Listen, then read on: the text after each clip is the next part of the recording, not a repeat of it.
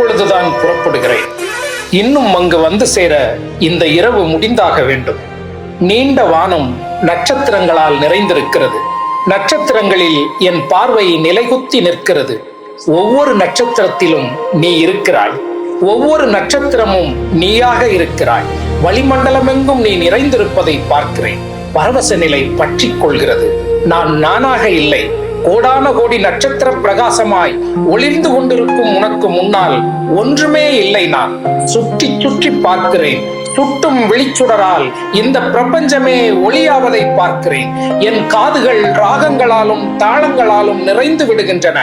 பகேஸ்வரி ராகத்தின் ஆரோகணமும் அவரோகணமும் இதயத்தை ஊடறுத்து உள்ளே இறங்குகிறது.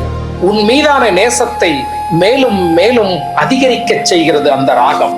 இதற்கு மேலும் முரண்டு பிடிப்பதில் பயனில்லை. விட்டுக் கொடுத்துதான் ஆக வேண்டும். முற்றிலும் சரணாகதி அடைந்தேதான் தீர வேண்டும். முழுவதுமாக இழந்துதான் ஆக வேண்டும்.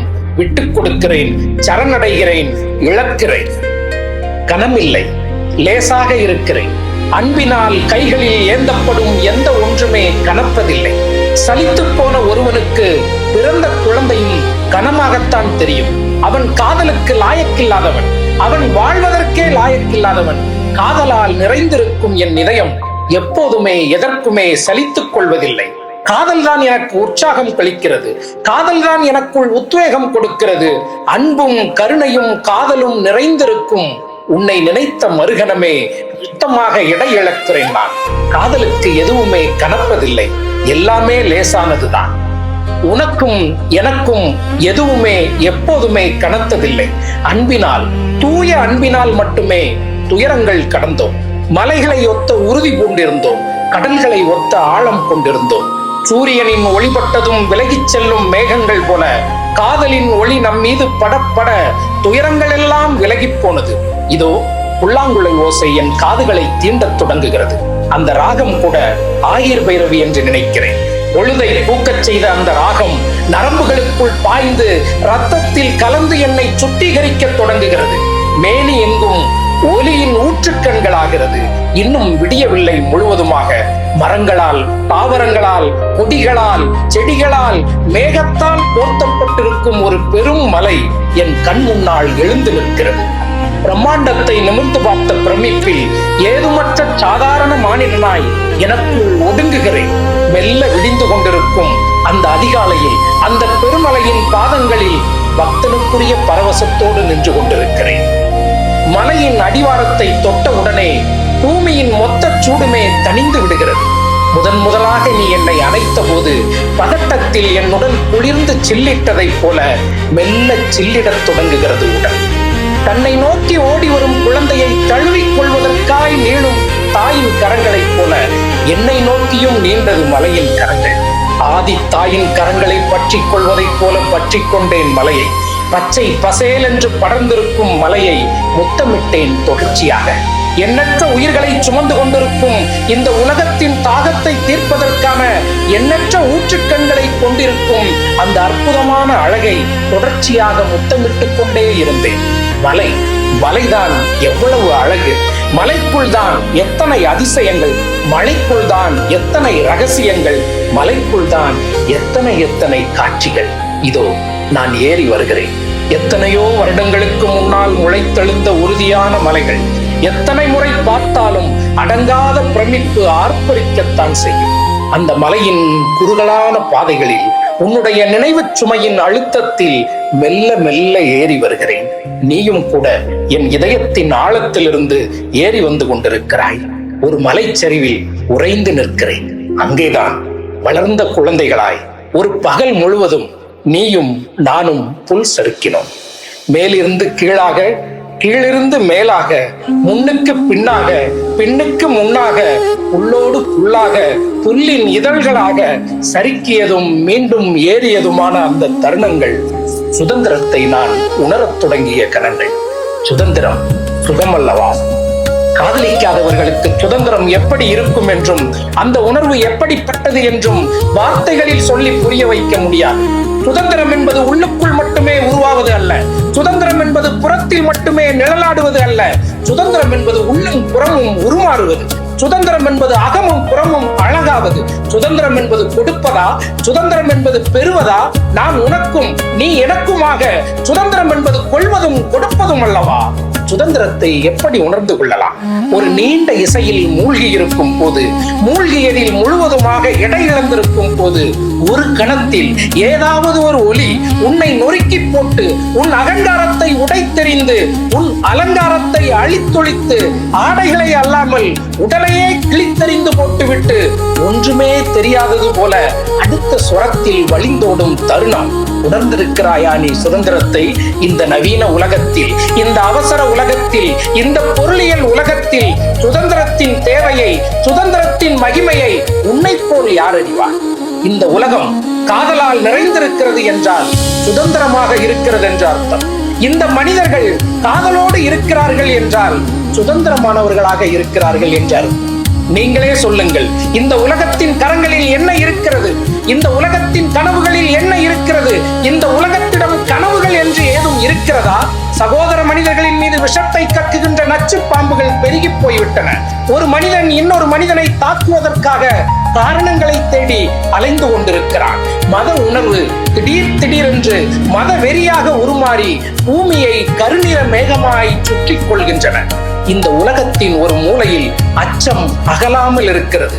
அன்பின் பாதை முடிந்த வரையிலும் முற்றிலுமாக மூடப்பட்டு விட்டது. மேய்ப்பனின் சொல்லுக்கு கட்டுப்பட்டு வனாந்தரமெங்கும் சுற்றி அலையும் ஆடுகளை பார்க்கிறேன். ஒரே நேரத்தில் ஒரே சீராக நடந்து செல்கின்றன. தாயின் மார்புகளில் பால் இருந்தும் குழந்தைகளாய் அந்த ஆற்றின் முகத்துவாரத்தில் வரிசையாக எவ்வளவு அழகாக அவைகள் தாகம் தீர்த்துக் கொள்கின்றன. குழந்தைகளை பார்த்துக் கொள்வதைப் போல அக்கறையோடும் அன்போடும் அவைகளை வழிநடத்தி செல்கிறான் அந்த மேய்ப்பன். ஆடுகளுக்காக பேசுகிறான், ஆடுகளோடு நடக்கிறான், ஆடுகளோடு ஆடுகிறான், ஆடுகளோடு இளைப்பாறுகிறான். இளைப்பாறும் வேளையில் இடையில் சொருகி வைக்கப்பட்டிருந்த புல்லாங்குழலை எடுத்து வாசிக்கிறான். வனாந்தரம் இசையால் நிறைந்து பெருகுகிறது.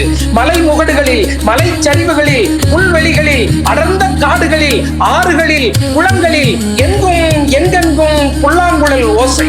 ஓசையின் தாளகதியில் ஒருமித்து ஆடுகின்றன பிரபஞ்சத்தின் எல்லாமும்.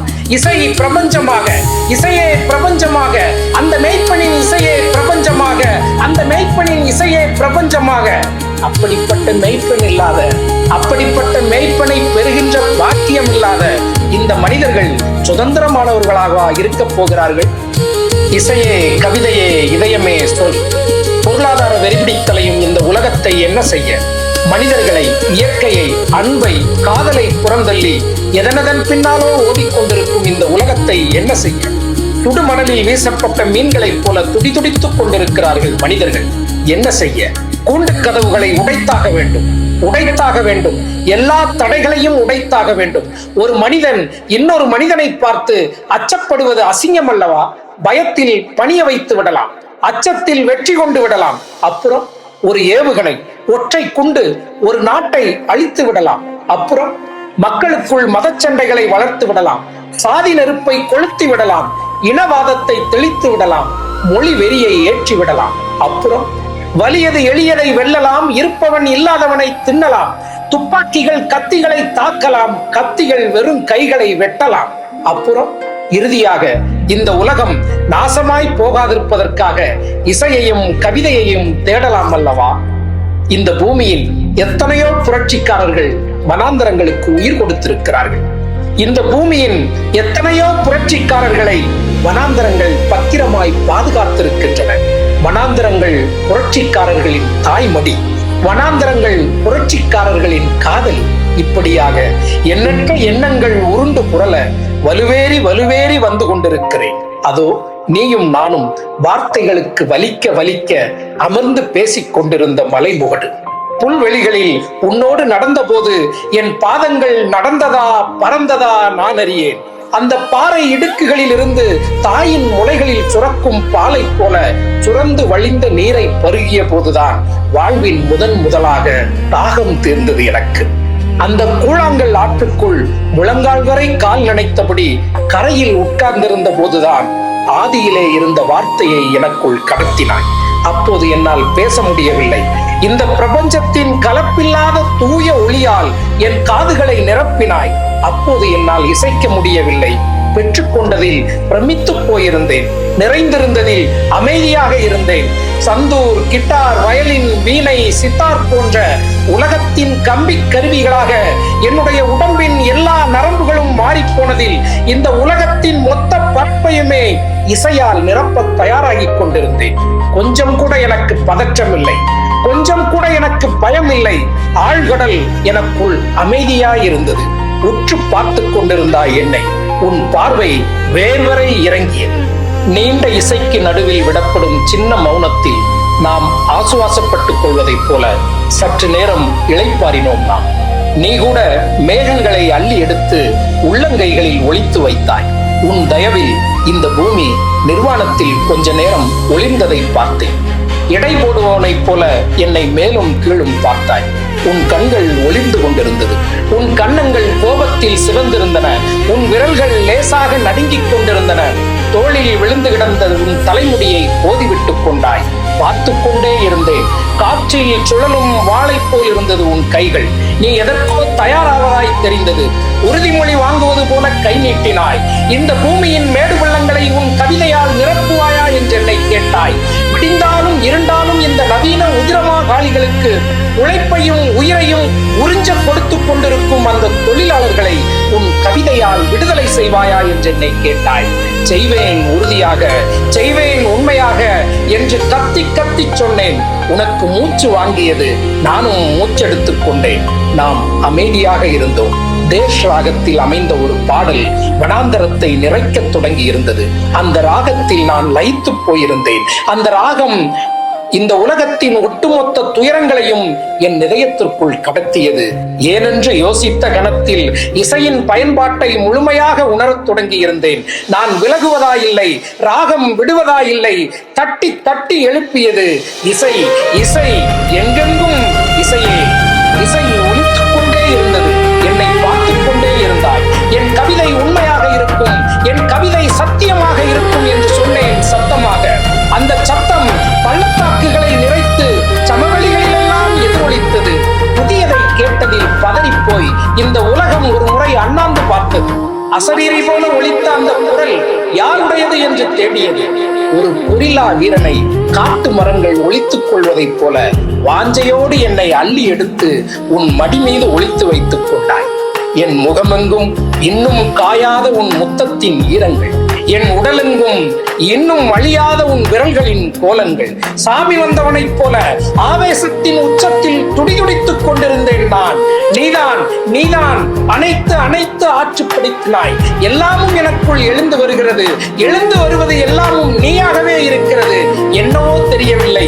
உன்னை நினைத்த மறுகணமே என் இதயம் உன்னோடு உறவாடத் தொடங்கி விடுகிறது. உன்னை நினைத்த மறுகணமே என் விரல்கள் உன் விரல்களை பற்றிக் கொள்கிறது. உன்னை நோக்கிய பயணமே இவ்வளவு அழகானதாகவும் ஆர்வமூட்டக்கூடியதாகவும் இருக்கும் என்றால் உன்னை அடைவது என்பது பேரின்பம் அல்லவா? இந்த காதலை, இப்படிப்பட்ட காதலை எதிர்ப்பவர்களை பார்த்தால் பாவமாக இருக்கிறது. காதலை எதிர்ப்பவர்கள் மாண்ட உணர்விற்கு எதிரானவர்கள். காதலை எதிர்ப்பவர்கள் மாண்ட திறனுக்கே எதிரானவர்கள்.